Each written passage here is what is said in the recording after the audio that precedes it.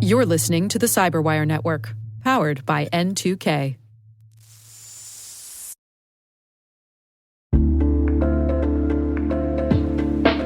Attention all security professionals.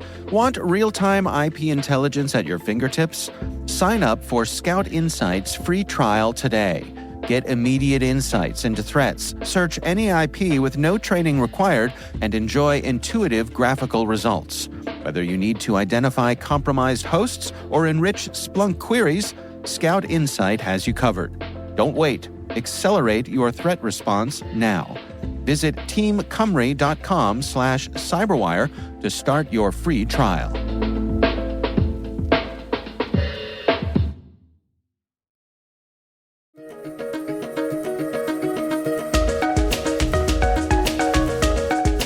Hello, everyone, and welcome to the CyberWire's Research Saturday. I'm Dave Bittner, and this is our weekly conversation with researchers and analysts tracking down the threats and vulnerabilities, solving some of the hard problems, and protecting ourselves in a rapidly evolving cyberspace. Thanks for joining us.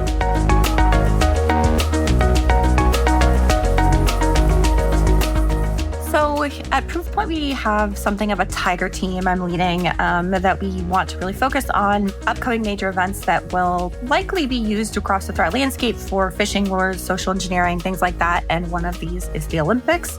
We also have the elections, of course, multiple different elections coming up. So we really wanted to generate some hypotheses around how threat actors are going to be using these major events in potential attacks. That's Selena Larson, staff threat researcher and lead for intelligence analysis and strategy at Proofpoint. The research we're discussing today is titled Scammers Create Fraudulent Olympics Ticketing Websites.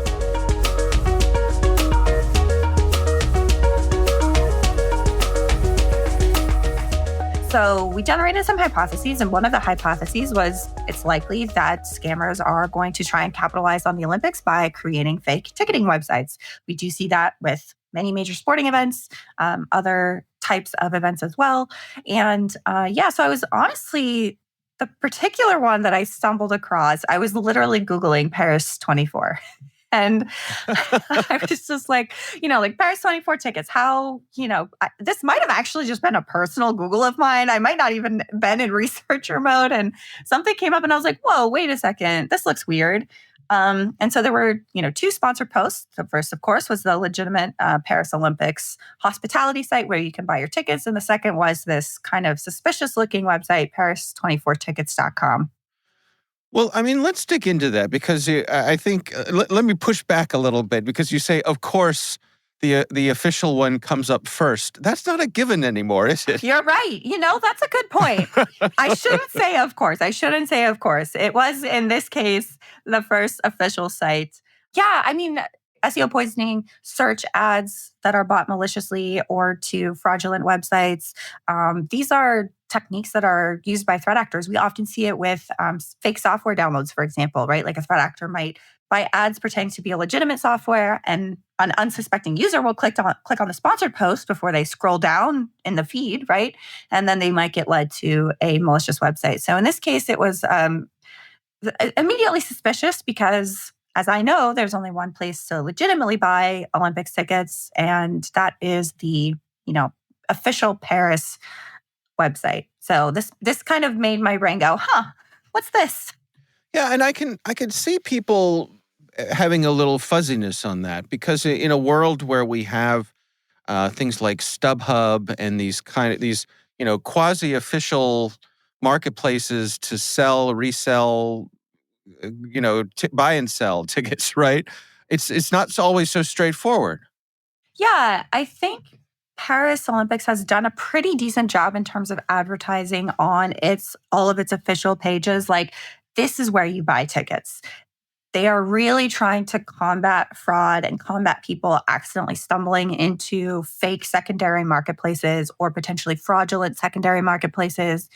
The ticket marketplace and ticket resale industry is kind of interesting because sometimes you might have a scammy site that does end up providing maybe one of a package of 5 tickets that you bought, or, they'll send you something that looks authentic, but you get to the stadium and try and scan your code and they're like, that doesn't work. It was really interesting because while I was conducting this research around the Olympics, I saw a number of reports about related websites that were fraudulent or scammy ticket sites. You have, for example, Liverpool Football Club on its official website has a list of beware of these websites. There's a lot of work that's being done from official sports organizations, from Paris Olympics and its partners to be communicate that, hey, this is out there. There's also a lot of conversation and discussion happening on Reddit, for example. That is a lot of conversations about scams in general.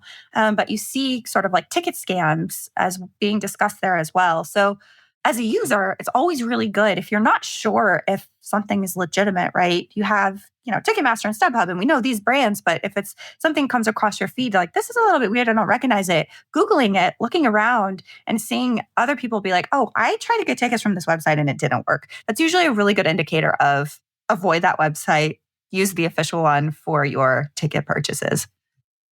Yeah, I mean, it's a really good point. And I think, in today's world where most ticketing is done electronically, and so you have some kind of a QR code to get you into the event.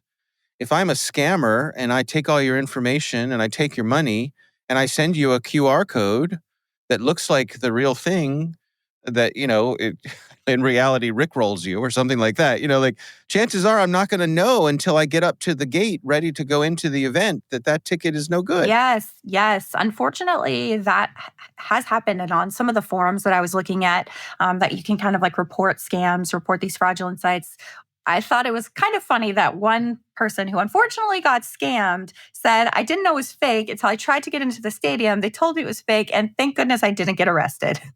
So oh, wow. This person was a little bit worried that they might get in trouble with the law because they were trying to go to this game and didn't realize. That escalated quickly. Yes, yeah. Exactly. Huh. Well, I mean, let's dig into this specific one here. So, I mean, suppose I'm somebody who I'm looking for tickets to the Olympics. I see this ad, seems like a good thing to me. I click on it. What comes up in my browser? So they did a really nice job of looking like a legitimate ticket site. At the top of the screen it says, we're a secondary marketplace for sports and live events tickets. They have, a bunch of graphics that are associated with each of the potential sports that you could buy things from. There's apparently a buyer login and apparently a seller login. And when you click on one of the sports, it'll pop up how many do you want, what type of tickets, the price range. So they do a decent job in terms of the homepage when you click on the tickets page. But if you click around a little bit more on the website, that's where things get a little bit more suspect. So we didn't include this in the blog, but visiting the About page doesn't have very much information. There are a few typos on the About page. The contact information is a WhatsApp phone number. And that's a red flag. Yeah. So while, from the outside, if you're window shopping, it looks pretty good. But once you kind of go into the store and open the doors and look around, you can kind of see some of, characteristic red flags for things that might suggest it's a scam.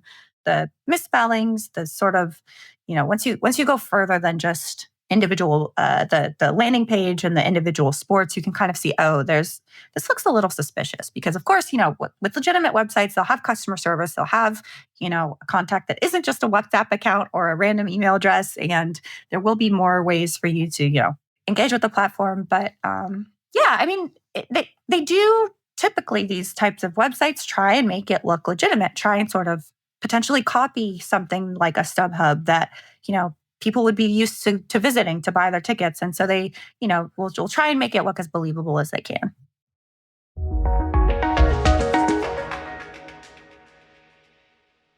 We'll be right back.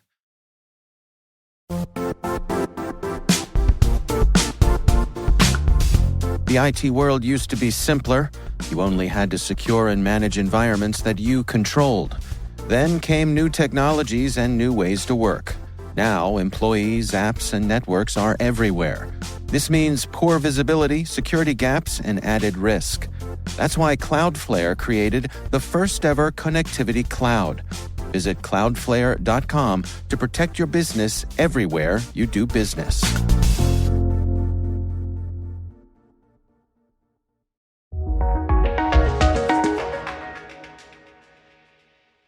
Is there anything suspect about the domain itself? I mean, were you, it's Paris24tickets.com in this case. I mean, that doesn't throw up any huge red flags to me, but did you all look around to see if this was popping up in other places? So we didn't see it beyond what we suspect is distributed via search engines. So when someone Googles it, it might pop up as an ad, or it might pop up as, high up in SEO as the search results. But it was interesting because it was registered fairly recently. So if you look at sort of the history of the domain itself, it was registered back in March of 2024. So of course, something that would be a more legitimate ticketing site would have a lot of longevity. Of course, the Paris Olympics have been planned for years. So that's a little bit suspicious. Also, when we were looking at when the site was live and available to be perused, there was overlap with some infrastructure of another suspected ticketing website. And this ticketing website, we did Google around a little bit, and it had many, many, many fraudulent reports. We saw hundreds of complaints on various scam reporting websites claiming users never received tickets they paid for. They only received one of a bundle of tickets, or, like I said, they received these fake tickets. And so seeing some of that overlap with the Paris tickets suggested that this is probably not an authentic website. This might be something that these, the threat actors, whoever's behind the website, might be running similar ticketing or sporting events types of scams. And again, while we were investigating this, we did see other domains unrelated to this one, but other ones that appeared to be legitimate ticket sites, but showed up in scam reports and from various sporting organizations saying, look out for these domains. These aren't authentic. The only way to buy tickets is through our official website. So it's definitely something to watch out for. And it's really also worth noting too, just before we published our research, the French Gendarmerie Nationale, in their efforts in collaboration with Olympics partners, they actually published details that they identified over 300 fraudulent Olympics ticketing websites. They were able to shut down a few dozen of those, and others had received sort of formal notifications from law enforcement. So law enforcement, the Olympics folks, people are looking into this. And so it was great to see that that was published in various French websites about, how a lot of these efforts are focused on fraudulent ticketing. They're really looking out for the Olympics ticket holders. They want to make this a really great experience. And, for those of you that are interested in buying tickets, beware of these sites. And there is, of course, the official Olympics website to purchase those. Yeah. Part of what's frustrating here is that it's not like you have to go digging into the back alleys of the internet to find this website. I mean, as you stated when we started here, that this is the second thing that pops up if you do a very broad, innocent Google search for the Paris Olympics. I mean, that, to me, that is kind of maddening itself. I think we're in an interesting space right now where threat actors are using a lot of different methods to distribute fraudulent content. Of course, malicious ads are one thing, SEO poisoning. You have things like fake updates, so compromising legitimate websites with malicious web injects to deliver malware. So there's a lot of things that threat actors are using that appear benign or appear legitimate, but are actually malicious. And so unfortunately, a reality of life as a digital native is that you have to be really mindful of what you're clicking on. And if you are looking for something very specific, make sure that you're only visiting trusted websites. Of course, I like a search of Paris 2024 or whatever, unfortunately showed something that wasn't the legitimate website. But if you scroll past the sponsored ads, then you really land on, okay, this is the Paralympic and Olympic 2024 games in Paris, and have all the information you need. But yeah, it's really important to be mindful of a lot of this. And unfortunately, we can fall into some of these traps very easily if we're not really paying attention, if we're just kind of, clicking on things, minding our own business, going about our day to day. It's very similar to what we see with social engineering and emails, trying to make something look believable so you'll engage with the content and, send money or data or something that you shouldn't to a threat actor. It's very interesting. And I honestly was kind of surprised too. I was like, this is weird, but I guess, this is just what it is. And especially around major events like the Olympics, you're going to see fraud occur. Yeah. How do you rate the sophistication of this particular group, compared to others that you've seen?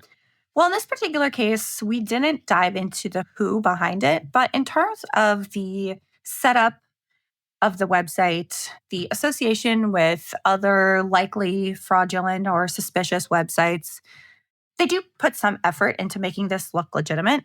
However, if you do kind of push beyond the window dressing, it doesn't have the ring of authenticity that you might see from some very, very well-designed websites. You have, like I mentioned, a lot of the misspellings, the grammatical errors, the WhatsApp contact, things that, they appear to have copy-pasted some language from potentially other fake ticketing websites on their website. So I think, it wasn't really that sophisticated, but it is notable that, they are appearing or were at this point appearing in advertisements. But I think, with vigilance and hopefully work, thought researchers, the folks working on the Olympics, law enforcement can do due diligence and get some of these things taken down. Yeah. What are your recommendations then? I mean, for folks to best protect themselves against this, what should they do? So it's so important that if you are buying tickets to the Olympics, go to the legitimate website that is there for that purpose. They have a note on there that there's only the Paris Olympics website is available for people interested in purchasing tickets. But in general, if you're looking for something like Taylor Swift or, Coldplay or some, very popular artist or sporting event or, something that tends to be a very high interest, high value type of event, you really want to make sure that you are purchasing tickets through the legitimate websites. And a lot of times that is going to be through a reseller like Ticketmaster or StubHub. But if you go to the website of the organizations that you're interested in watching, like I mentioned, Liverpool FC or any other sort of, sporting franchise, navigate to their website and see where do they recommend I buy tickets. Because oftentimes Googling around things, you might fall into some traps. Oftentimes you'll see too good to be true, so to speak, offerings for a lot of these things. And typically, if it sounds too good to be true, it really is. So really be mindful, go to the authoritative sources. Make sure that if you see something that's a little bit sketchy, Google around, see if other people are reporting on the domain being sketchy or scammy. And chances are you'll have some good luck staying safe if you sort of follow these best practices.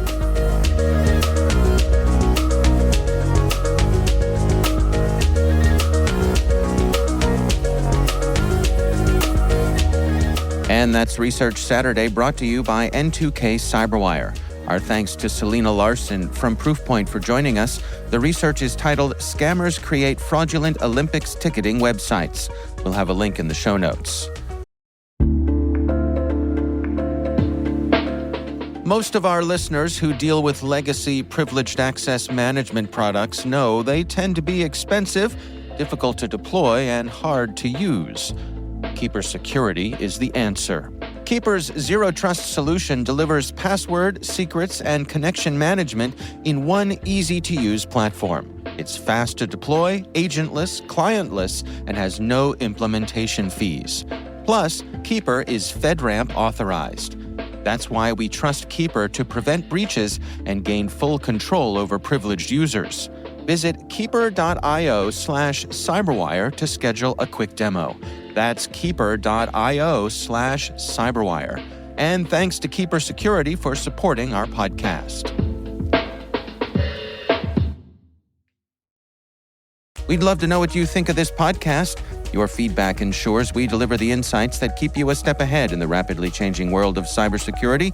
If you like our show, please share a rating and review in your podcast app. Please also fill out the survey in the show notes or send an email to cyberwire@n2k.com.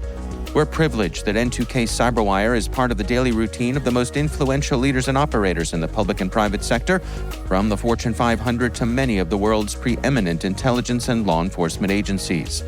N2K makes it easy for companies to optimize your biggest investment, your people. We make you smarter about your teams while making your teams smarter. Learn how at n2k.com. This episode was produced by Liz Stokes. We're mixed by Elliot Peltzman and Trey Hester. Our executive producer is Jennifer Iben. Our executive editor is Brandon Karp. Simone Petrella is our president, Peter Kilpie is our publisher, and I'm Dave Bittner. Thanks for listening. We'll see you back here next time.